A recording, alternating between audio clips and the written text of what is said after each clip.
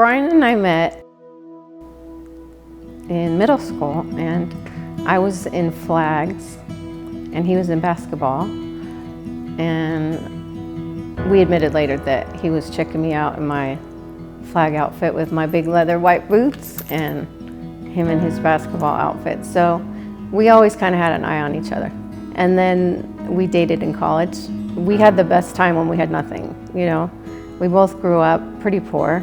Our Friday nights usually looked like a six-pack of beer and watching Bull Durham or a movie over and over again and hanging out in the jacuzzi, and that was about all we could afford at that time. But those were some of the greatest times we had. In college, we did go our separate ways, and I think it was part of God's plan. I had certainly a lot of growing up to do, and he had lessons to learn on his own. So our journeys took two different paths, and the beautiful part about it is we brought forth two beautiful children each, and then we both went through some challenging times on our own. And after a long divorce and my two children, I raised my two teenage girls, Kylie and Emily, on my own. I decided I didn't want a man in my life. I would just have my dog and I was good, but I did become really lonely.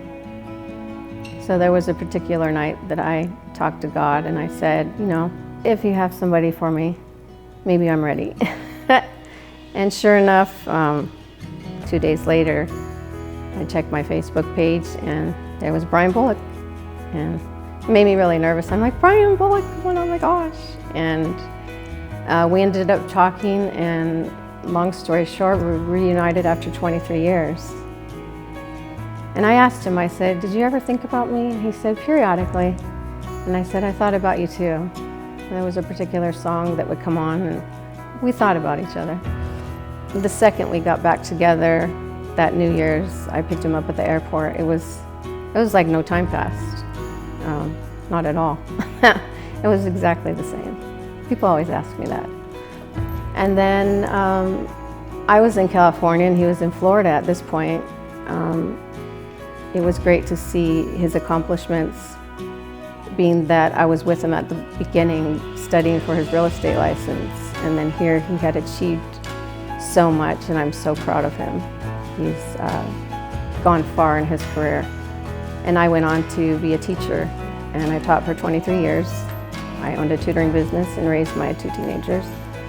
Things are going good, and we decided that for 4 years we were going to live apart and travel long distance so that my two daughters could graduate. And he was willing to wait.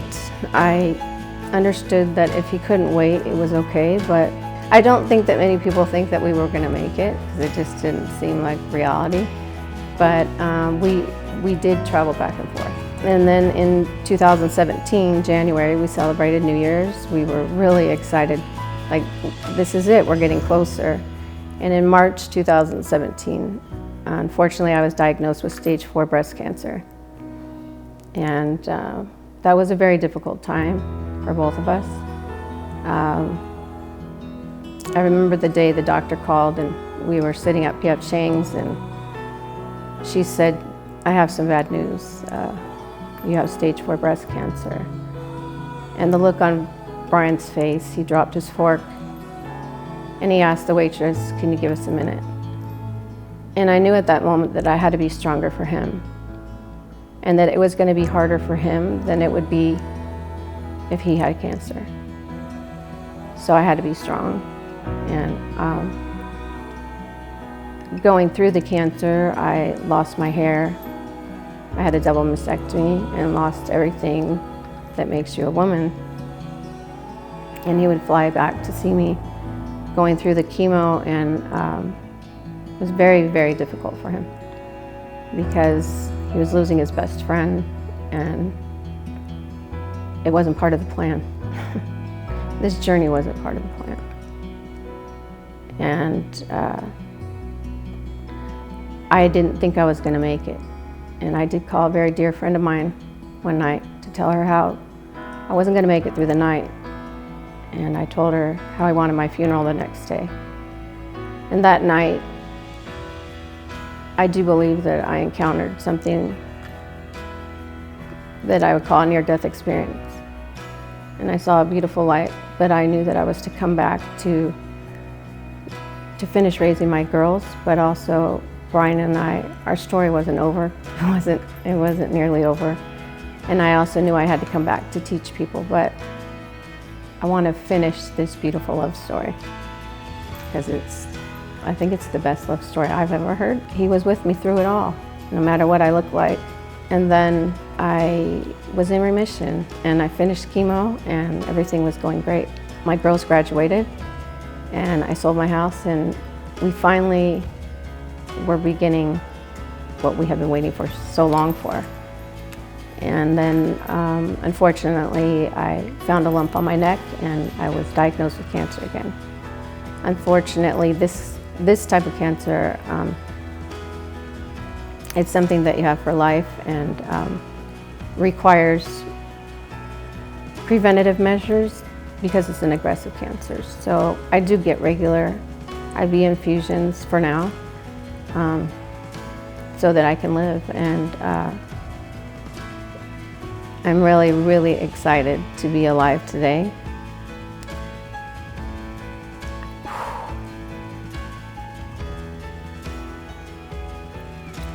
To spend this last chapter with such an incredible person, my best friend, and to be alive for my kids and to celebrate the unity that God wanted for both of us and to bring our children together and have a family that I feel is truly my beauty for ashes, my glory for all the mourning that I went through and everything he went through. Okay. I, Brian, take you, Kristi. I, Brian, take you, Kristi. To be my wife. To be my wife. I promise to be true to you. I promise to be true to you. In good times and in bad. In good times and in bad. In sickness and in health. In sickness and in health. I will love you and honor you. I will love you and honor you. All the days of my life. All the days of my life.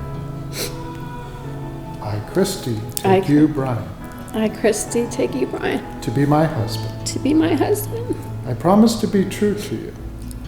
I promise to be true to you. In good times and in bad. In good times and in bad. In sickness and in health. In sickness and in health. I will love you and honor you. I will love you and honor you. All the days of my life. All the days of my life.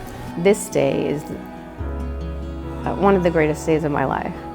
I've been really emotional about it the last couple days because I never dreamed in a million years that I could have somebody so incredible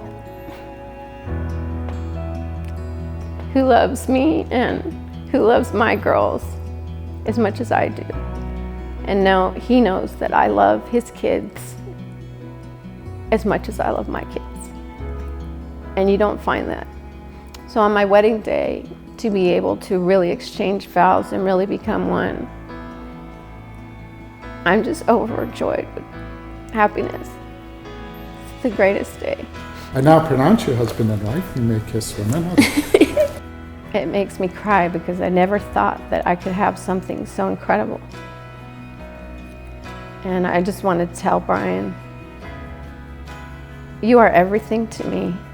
And I promise to love your kids as much as my own. I promise to just honor you and respect you and honor and respect your children and your relationship. And I am looking forward to every single day that we spend together. All the laughter, all the joy, all the plans that we have that are finally coming true. And I would never want to go through the rest of my life with anybody but you.